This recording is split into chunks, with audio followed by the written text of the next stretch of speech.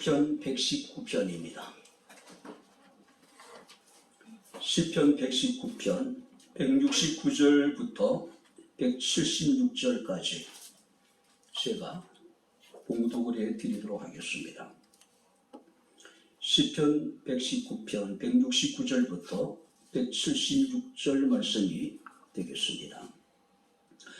여호와여, 나의 부르짖음이 주의 앞에 이르게 하시고 주의 말씀대로 나를 깨닫게 하소서. 나의 간구가 주의 앞에 이르게 하시고 주의 말씀대로 나를 건지소서. 주께서 율례를 내게 가르치심으로 내 입술이 주를 찬양하리이다. 주의 모든 계명들이 의로움으로 내 혀가 주의 말씀을 노래하리이다. 내가 주의 법도들을 택하여 싸우니 주의 손이 항상 나의 도움이 되게 하소서. 여호와여, 내가 주의 구원을 사모하여 싸우며 주의 율법을 즐거워하나이다. 내 영혼을 살게 하소서. 그리하시면 주를 찬송하리이다. 주의 규례들이 나를 돕게 하소서. 이런 양같이 내가 방황하오니 주의 종을 찾으소서. 내가 주의 계명들을 잊지 아니함이니이다. 아멘. 고맙습니다. 오늘도 우리가 주님 앞에 나와 살아계신 하나님을 예배하게 하시고 이 시간 주의 말씀을 청종할 수 있는 은혜를 베풀어 주심을 감사합니다. 기록된 예언의 말씀을 읽고 듣고 지켜 행하는 자가 복되다 하셨으니 여호와, 이 시간 우리에게 복되게 하옵소서. 은혜가 되게 하옵소서. 예수님 이름으로 기도하옵나이다. 아멘.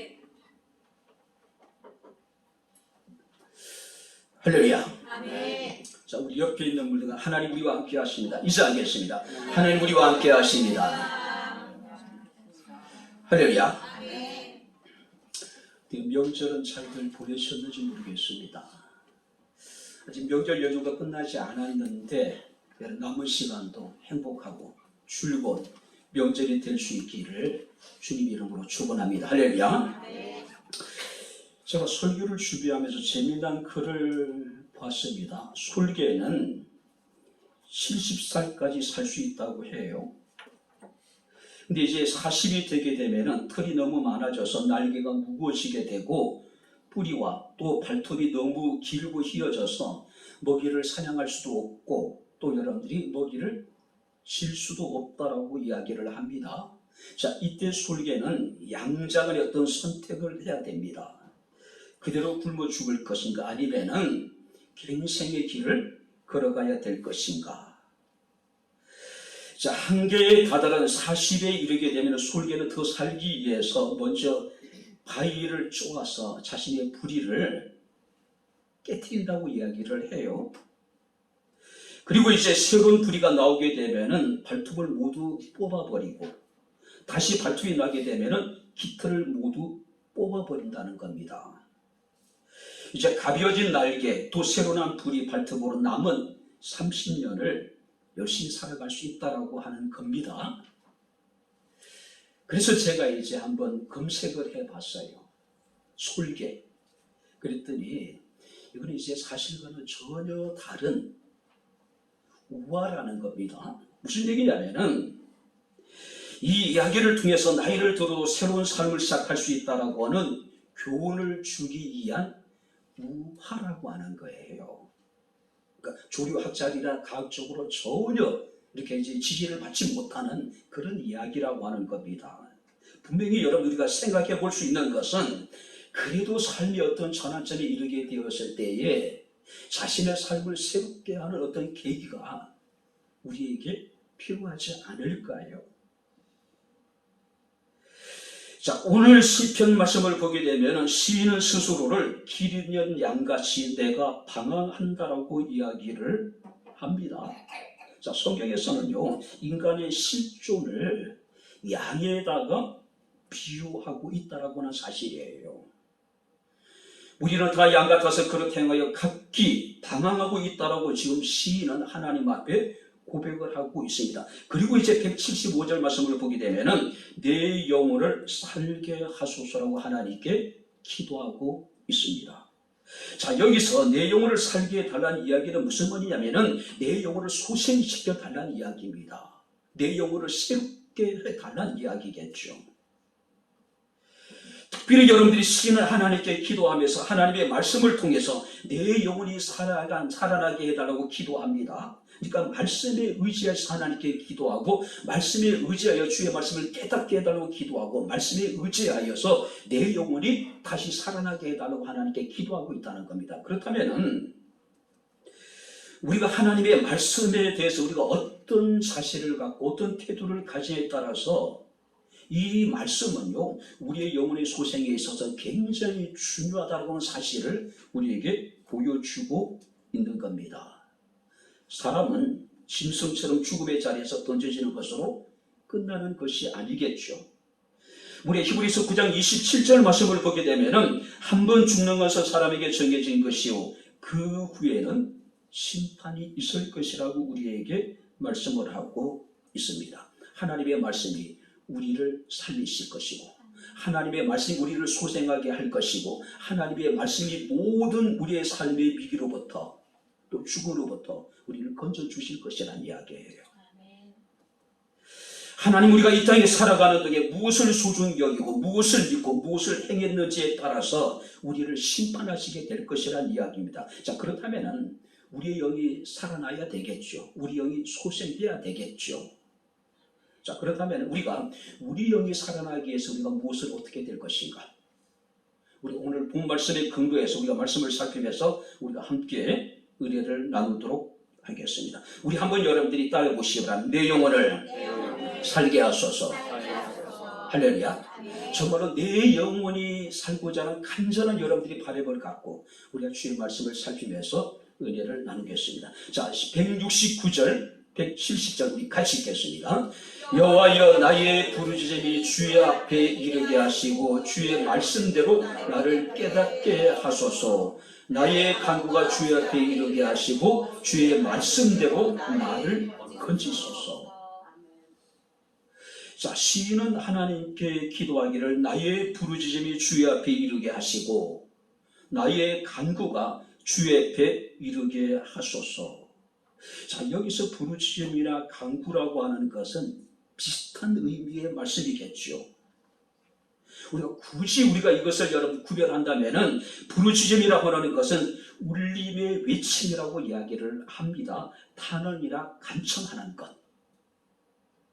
자, 반면에 여기서 간구라고 하는 것은 은혜를 이해한 탄원이나 기도. 그러니까 한마디로 여기서 부르짖음이나 간구라고 하는 것은 하나님을 향한 우리가 기도라고 이야기할 수가 있겠죠.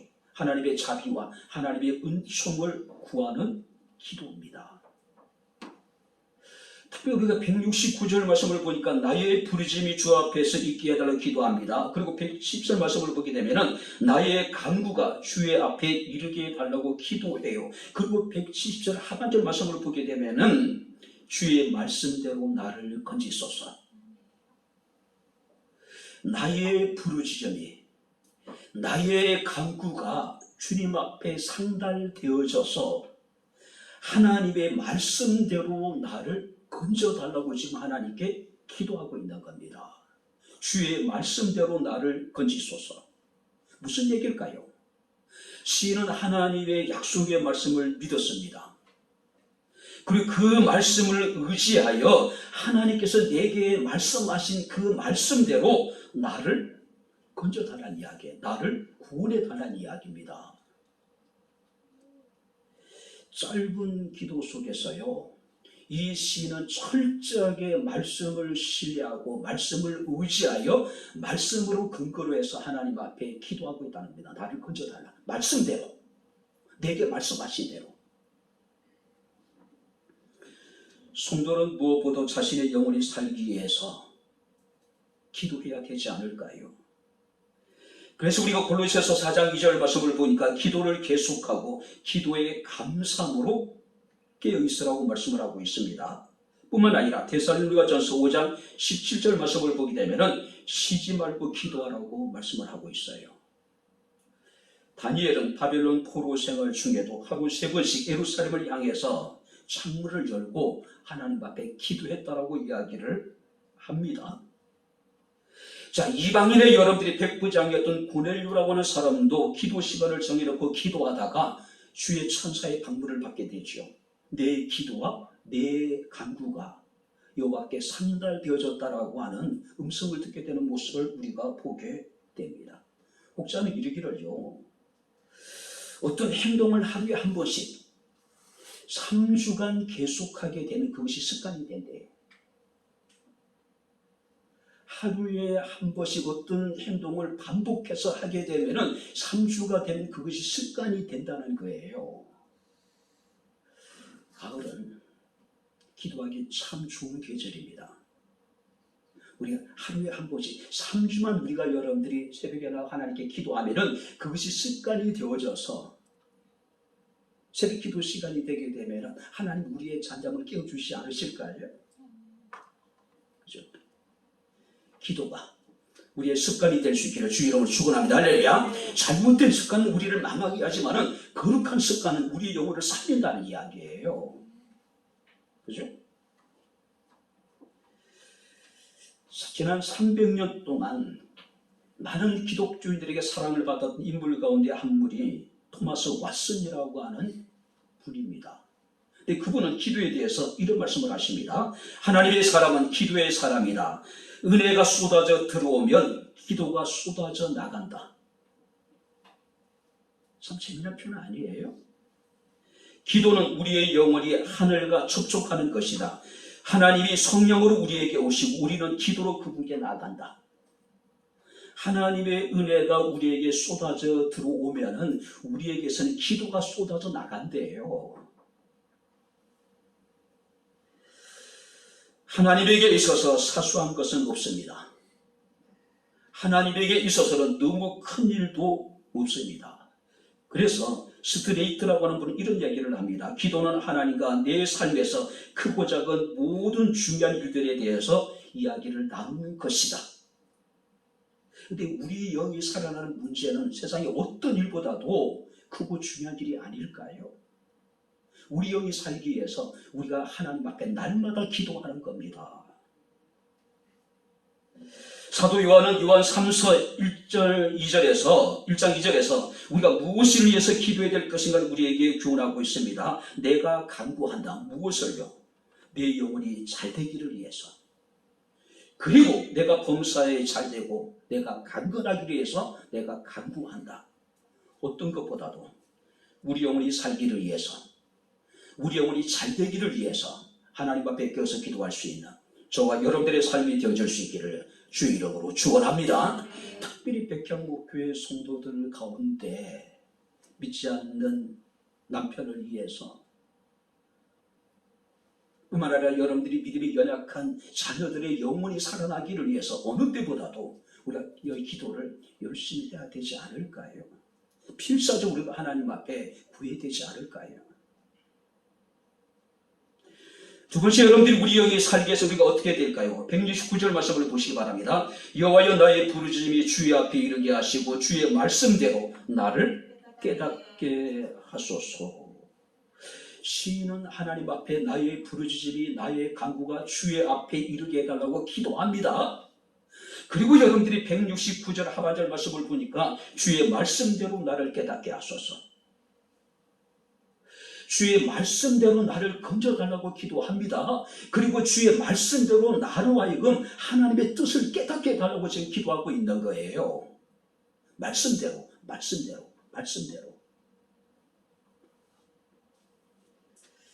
시인의 간절한 소망은요, 하나님의 마음을 아는 겁니다. 하나님의 뜻을 깨닫는 겁니다.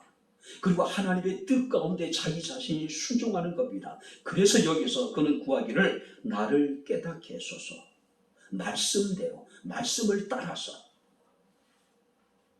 자, 여기서 깨닫는다라고 하는 의미는 식별하다, 분별하다, 지각하다라고 하는 의미를 가지고 있습니다. 무슨 의미일까요? 옳고 그름을 분별할 수 있는 통찰력을 하나님께 달라는 이야기예요. 총명한 마음을 달라는 이야기입니다. 명철을 달라는 이야기예요. 지혜를 달라는 이야기입니다. 하나님의 은총으로 말미암아 고난 중에도 자신이 잘 행할 수 있도록 하나님의 선한 뜻이 무엇인지를 분별하고 깨달을 수 있는 하나님께서 통찰력을 달라고 지금 그 하나님께 구하고 있는 겁니다. 주의 말씀대로 나를 깨닫게 하소서. 어떤 의미가 있을까요? 오직 하나님의 말씀만이 우리가 이 땅에 살아가는 동안에 옳고 그름을 판단할 수 있는 절대적인 기준이 된다는 거예요. 세상의 기준이라는 것은 시대에 따라 달라집니다. 사람들에 따라 얼마든지 달라질 수가 있어요. 상황에 따라서요. 그런데 하나님의 말씀은 여러분들이 영원토록 동일하셔요. 상황에 따라서, 사람에 따라서, 자신의 환경과 기분에 따라서 하나님 말씀이 달라지지 않습니다. 그렇지 않습니까? 바로 시인은 그것을 알았기 때문에 주의 말씀대로 나를 깨닫게 하소서. 내가 옳고 그름을 판단하는 기준이 오직 하나님의 말씀이 되게 하소서. 그 말씀을 통해서 내가 행할 바를 알게 달라는 이야기예요.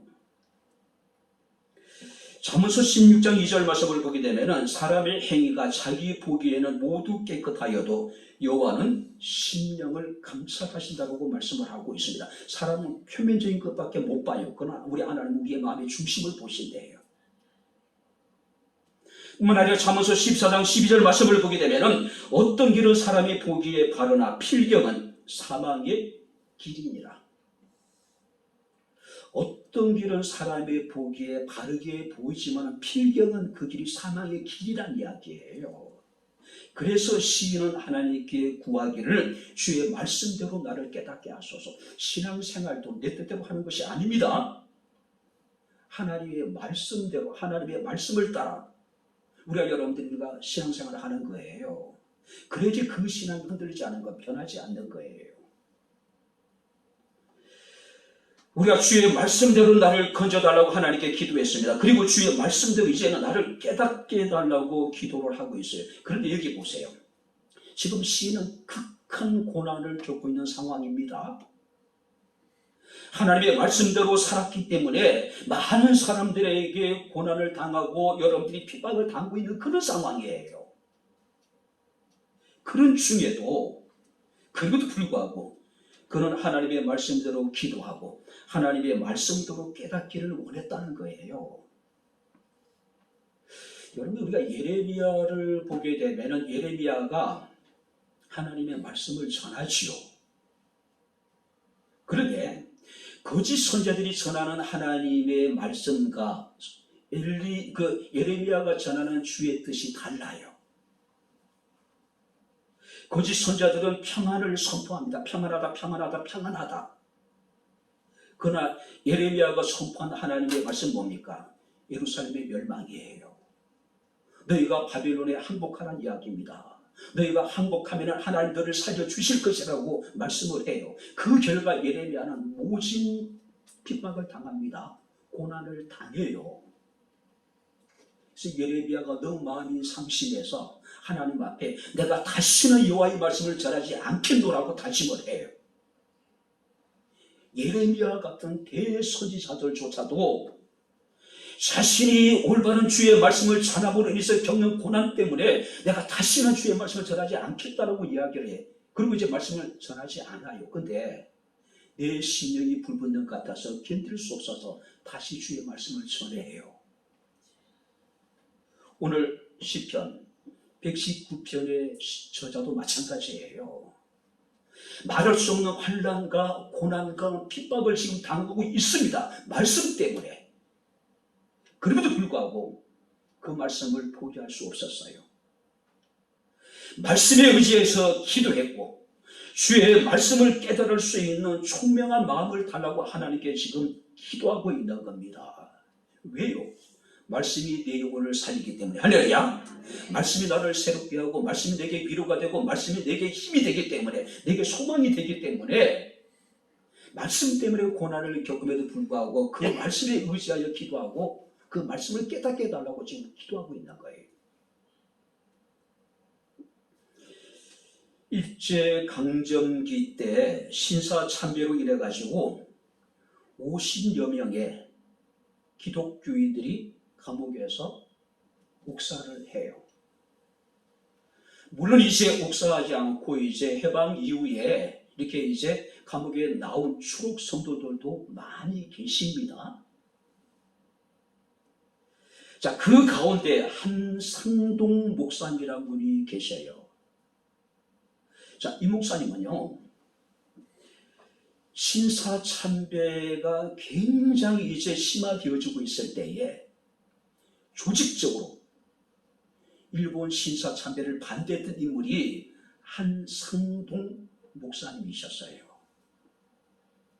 어느 날 마산의 중학교의 한 여자 교사가 편지를 한상동 목사님에게 보냈습니다. 그 내용이 뭐냐면은 교직에 남아있기 위해서는 신사참배를 해야 되는데 자신의 신앙 양심상 도저히 허락하지 않습니다. 그렇다고 신사참배를 하고 학교를 그만두게 되면은 그에게는 부양해야 될 부모님이 계시고 오빠가 있었어요. 자, 이런 상황 속에서 내가 어떻게 해야 됩니까? 라고 고민 상담을 하는 내용이었습니다. 한상동 목사님이 그녀에게 이런 답장을 보냈습니다. 공중의 새와 들의 백합화를 보라. 하나님이 먹이시고 입히신다. 하물며 미련대로 살려고 하는 자에게 하나님이 은혜를 주시지 않겠느냐. 할렐루야. 이 편지를 받고 이 교사는 목사님이 다시 답장을 보냈습니다. 목사님, 이제 됐습니다. 됐다는 의미가 어떤 의미일까요? 그는 단호하게 신사참배를 거부합니다. 거대한 대제국 일제를 향해서 여러분들이 저항하는 거 온몸으로 해요. 하나님의 말씀은 우리의 영혼을 살립니다. 할렐루야. 하나님의 말씀은 우리로 하여금 담대하게 합니다.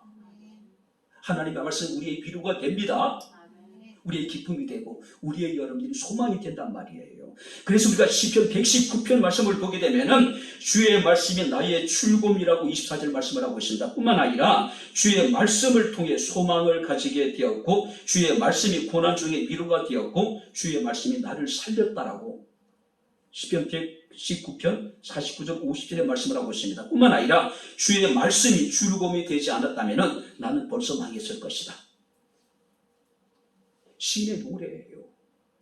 뿐만 아니라 그는 노래하기를 주의 말씀은 내 발의 등이요 내 길에 빛이 되었다라고 말씀을 하고 있습니다. 그래서 시인은 158편에 이렇게 이야기합니다. 주의 말씀을 지키지 아니하는 거짓된 자들을 보고 내가 슬퍼하였다. 주의 말씀을 지키지 아니하는 자들을 보고 내 마음이 슬펐다라고 이야기를 하고 있어요. 우리에게는 거룩한 여러분의 근심이, 거룩한 슬픔이 우리에게 있어야 되지 않을까요? 우리의 자녀들이 하나님 앞에 온전히 예배하지 못하는 모습을 보면서 우리가 여러분 슬픔을 가져야 되지 않을까요? 그것이 우리 마음의 근심이 되어야 되지 않을까요? 사랑하는 가족이 하나님을 멀리 떠나 있고 그가 예배를 온전히 여러분들이 하나님 앞에 행하지 않는 모습을 바라보면서 우리가 근심해야 될 것이고 그것으로 인해 우리가 마음의 슬픔을 가져야 되지 않을까요? 결코 우리가 다른 문제는 모르지만은 영혼에 대해서 우리가 여러분 무관심해서는 안 됩니다. 영혼에 대해서 우리가 무책임해서는 안 돼요. 그죠? 오늘 살아난 성도들, 우리 영혼이 살아나기를 원하십니까? 그렇다면 하나님의 말씀을 가까이 하십시오. 주의 말씀이 우리 영혼을 살게 하실 것이고 우리의 자녀들을 영혼을 살게 하실 것이고 백향목의 성도들의 영혼을 살게 하실 것이고 할렐루야. 주의 말씀이. 그렇다면 여러분들이 집에서 성경을 얼마나 보시는지는 모르겠지만은 드물잖아요. 보시는 분들이. 그렇다면 우리가 정해진 예배 시간에도 나와서 하나님께 예배하고 주의 말씀 우리가 들어야 되지 않을까요? 마치 목마른 사슴이 신의 모치에게 갈방같이 이 주간에 하나님께서 내게 무엇을 말씀하시는지 간절한 기대와 소망을 가지고 주님 앞에 나와 주를 예배되지 않을까요? 마지막으로 세 번째, 여러분들이 우리 영혼이 살기 위해서 우리가 무엇을 어떻게 될까요? 여러분들이 171절, 172절을 같이 읽겠습니다. 주께서 율례를 내게 가르치심으로 내 입술이 주를 찬양하리이다. 주의 모든 계명들이 의로우심으로 내 혀가 주의 말씀을 노래하리이다. 의로우신 주님을 찬양하고 의로우신 주의 말씀을 내가 노래할 것이다. 하나님을 찬양하고 하나님을 노래할 것이다. 시인은 어떤 상황 속에서도 주의 말씀을 배우고 주의 말씀을 깨닫고 그 주의 말씀으로 기뻐하고 주의 말씀을 내가 찬양할 것이라고 이야기하고 있는 거예요. 말씀을 듣고 말씀을 깨닫고 그 말씀으로 기쁨을 삼고 그 기쁨을 가지고 하나님을 내가 찬양하겠다. 찬양하겠다. 자, 시편 119편의 저자는요, 말씀으로 인한 그 기쁨을 감추고 싶지 않은 거예요. 그래서 내가 주의 말씀을 노래하고 주의 말씀을 내가 찬양하겠다라고 이야기하고 있는 거예요. 특별히 여기서 여러분들이 찬양한다라고 하는 의미 속에는 흘러나오다, 솟아나다, 내뿜다, 거품을 일으킨다는 뜻을 가지고 있습니다. 무슨 의미일까요? 하나님을 향한 찬양이 샘솟듯 넘쳐난다. 입만 열면 찬양이 흘러나오고, 할렐루야. 입만 열면은 내 입술에서 찬양이 뿜어져 나오고, 입만 열면은 샘물이 솟아오르듯이 내 입술에서 찬양이 뿜어져 나온다는 이야기예요. 입만 열면은.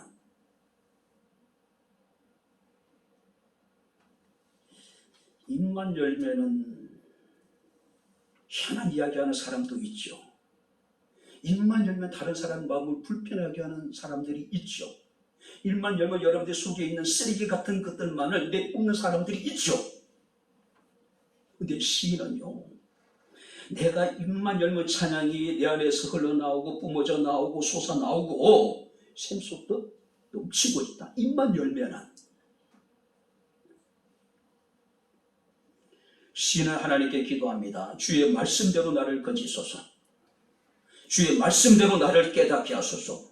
그리고 주의 말씀을 내가 노래하겠습니다. 주의 말씀이 의로움으로 내가 주의 말씀을 깨닫고 내가 주님을 찬양하겠습니다. 계속 반복되는 이야기가 뭡니까? 주의 말씀, 주의 말씀, 주의 말씀, 주의 말씀. 할렐루야. 기독교는요, 말씀의 종교예요. 내가 여러분들이 교회에서 어떤 직분을 가졌냐, 물론 그것도 중요하겠죠. 나의 신앙의 연륜이 얼마나 되었는지 물론 그것도 중요하겠죠. 그런데 가장 중요한 것은요, 우리가 말씀을 받고 말씀을 새기고 날마다 그 말씀이 우리의 마음속에 즐거움이 되고 기쁨이 되어져야 된다는 이야기예요. 그 말씀으로 인하여서 우리가 입만 열면 하나님을 향한 찬양이 흘러나오고 뿜어져 나오고 막 솟아나와야 된다는 이야기겠죠. 입만 열매란. 그죠? 사도행전 16장에 보게 되면은 바울과 실라가 빌보에서 복음을 전하다가 억울하게 감옥에 갇히게 되지요. 옷을 찢어 벗기고 많이 친 후에 감옥에 던져져요. 실제로 빌립보 바울이 갇혔던 감옥을 가보니까 감옥이 그 당시에 아마 이렇게 지하였던 것 같아. 이제 허물어져 가지고 이제 이렇게 지상에서도 볼 수도 있었는데 돌로 삥 둘러싸여 있는.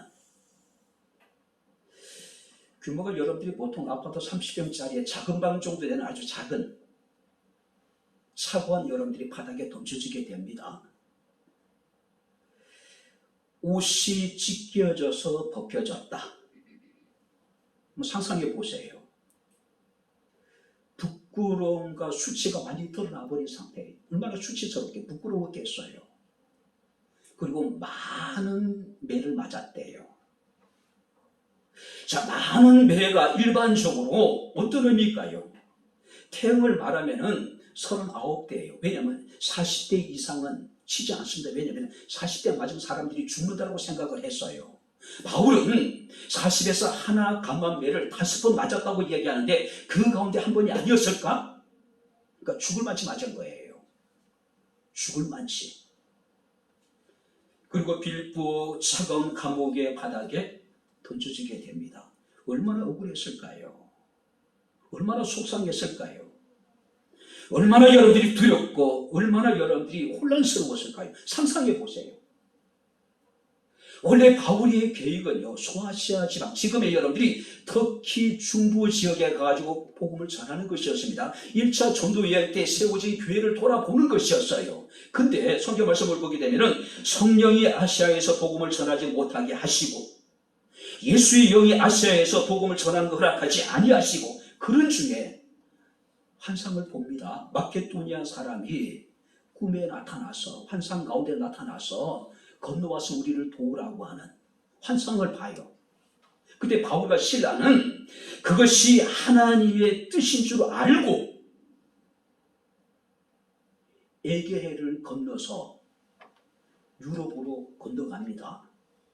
최초로 그리스도의 복음이 아시아에서 유럽으로 넘어가게 되는 여러분들이 사건이 이 바울이 여러분들이 그 빌보서 복음을 전하는 것으로 시작이 됩니다. 하나님이 복음을 전하지 못하게 하셔서 이곳에 왔는데 예수의 영이 허락하지 않아서 지금 마케도니아 지역으로 건너왔는데 그러니까 그리스 지역으로 돌아왔는데 하나님께서 마케도니아에서 복음을 전하라고 하는 그런 하나님의 계시로 여기고 순종해서 왔는데 그를 기다리고 있는 것은 무시무시한 환난이에요. 핍박이에요. 억울하기도 했을 것이고 두렵기도 했을 것이고 아마 절망적인 상황일 수 있을 것이고 무엇보다도 굉장히 혼란스러웠을 거예요. 아니 나름대로 기도하는 가운데 하나님의 음성을 듣고 하나님의 뜻인 줄 알고 순종해서 내가 이곳에 왔는데 정작 기다리고 있는 것은 무시무시한 환난이었다, 핍박이었다, 혼란스럽지 않겠어요? 근데 성경 말씀을 보니까 한밤중에 바울과 실라가 기도하고 하나님을 찬송하며 제수들이 들었다. 그 찬양이 굉장히 의미심장한 찬양이었던 것 같아요. 그래 제수들이 들었다는 이야기는 제수들이 관심을 가지고 바울과 실라가 부르는 그 찬양 소리를 들었다는 이야기예요. 근데 갑자기 놀라운 기적이 벌어지게 되죠. 이때 갑자기 큰 지진이 나서 옥토가 움직이고 문이 곧 다 열리며 모든 사람이 매인 것이 다 벗어지게 되었다. 사랑하는 성도 여러분들, 욥기 35장 10절 말씀을 보니까 욥의 친구 가운데 엘리후라고 하는 인물이 등장을 해요. 욥의 4명의 친구들이 등장하는데 그 가운데 가장 어리고 가장 총명하고 지혜로웠던 인물이 바로 이 엘리후라고 하는 인물입니다. 근데 이 엘리후가 욥에게 그런 이야기를 해요. 우리를 지으신 하나님은 밤중에 노래를 주시는 분이시라고. 개역성경에는 우리로 밤중에 노래하게 하신 하나님, 한번 따라해 보시기 바랍니다. 밤중에 노래를 주시는 분, 밤중에 노래하게 하신 하나님. 할렐루야. 인생의 어두운 밤을 만나게 되었을 때에 하나님 우리가 부를 수 있는 노래를 주시는 분이라는 것이죠. 부를 수 있는 노래. 밤은 어떤 날일까요? 고난과 환난과 핍박과 시련과 여러분들이 고통의 날에 하나님 우리가 부를 수 있는 노래를 주신대요. 독립운동가들이 만주에서 또 여러분들이 곳곳을 여러분들이 이제 거의 도망치다시피 하시잖아요. 그러면서 이제 계속해서 일본군과 어떤 여러분들이 전투를 벌이고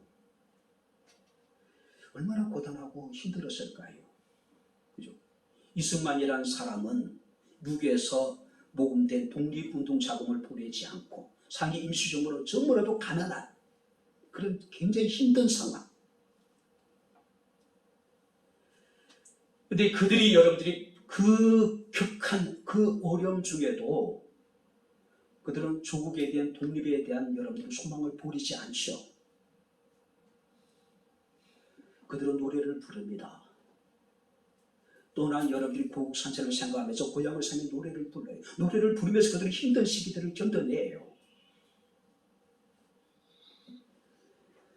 우리에게 밤에 노래를 주시는 하나님, 밤중에 우리로 하여 노래하게 하시는 하나님, 여러분들이 노래할 수 있다고 하는 그래도 희망이 있는 거예요. 내가 아직 무엇인가 노래할 수 있다고 하는 내게 아직 가능성이 있는 거예요. 왜냐하면 아주 좌절하고 절망해 버린 사람은 노래를 부를 수 없어요. 여러분들이 하나님을 찬양할 수 있으면 여러분들이 아직까지 희망이 있습니다. 할렐루야. 네. 여러분들의 믿음이 아직까지 살아있다는 걸 의미하고 있는 거예요. 내가 노래할 수 있다고 하는 것은.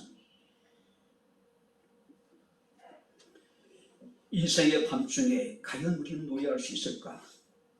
웃고 있어도 눈물이 날 때, 숱한 밤을 잠 못 이루고 이리저리 뒤척일 수밖에 없는 그런 상황 속에서 온갖 염려와 걱정과 두려움이 우리의 마음을 짓누르고 있는 그런 상황 속에서 사업의 위기, 가정의 위기, 육체적인 질병이 찾아왔을 때, 우리 인생의 어두운 밤을 만났을 때에 그때도 우리가 하나님을 노래할 수 있을까? 찬양할 수 있을까? 나름대로 믿음대로 살았다라고 생각해 왔는데 모든 것이 혼란스러울 때 그래도 불구하고 우리가 하나님을 노래할 수 있을까요? 이사야서 43장 21절 말씀을 보게 되면은 이 백성은 내가 나를 위하여 지었나니 나의 찬송을 부르게 하려 함이라고 말씀을 하고 있습니다. 한번 따라해 보시기 바랍니다. 나의 찬송을 부르게 하려 함이니라. 하나님이 우리를 창조하신 목적이 뭐냐면은 하나님의 찬송을 부르게 하려 합니다. 오늘 175절도 이렇게 말씀하시면 내 영혼이 살게 하소서 그리하시면 주를 찬송하리이다. 혹자는 이런 얘기를 하더라고요. 찬송은 살아있는 영혼의 흔적이며 발자국이다. 자, 이게 보세요. 찬송은 내가 살아있다고 하는 것의 증거가 된대. 내가 찬송할 수 있다고 하는 것은 살아있는 영혼의 흔적이고 발자국. 내가 아직까지 살아있습니다라고 하나님 앞에 나타낼 수 있는 것이 뭐냐면 우리의 찬양이라는 것이. 안 믿는 사람들에게, 주변의 사람들에게 나는 아직까지 죽지 않았어라고 자신이 살아있음을 증거하는 게 뭐냐면 찬송이라는 것이죠.